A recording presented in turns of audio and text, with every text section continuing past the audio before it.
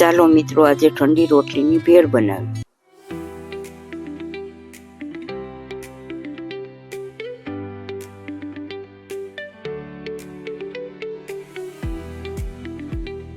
સૌ પ્રથમ એક પેન લઈ તેમાં તેલ નાખીએ. પછી તેમાં રોટલી તળી લઈએ.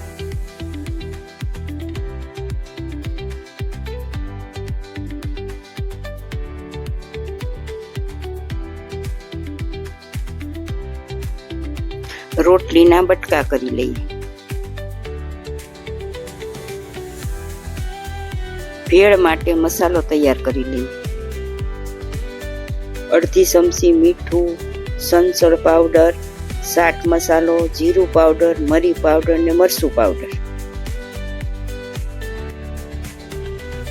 તેને મિક્સ કરી લઈએ. હવે એક બાઉલ લઈએ.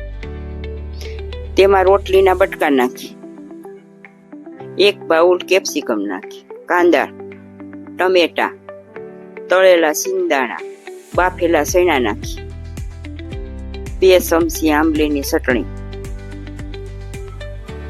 લીલી ચટણી, તૈયાર કરેલો મસાલો, સેવ નાખીને મિક્સ કરી લઈએ.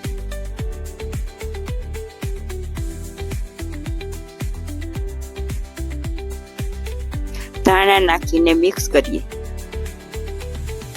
તૈયાર છે મારી રોટલીની ભેળ. મારો વિડીયો સારો લાગ્યો હોય તો લાઈક, શેર અને સબસ્ક્રાઈબ કરજો.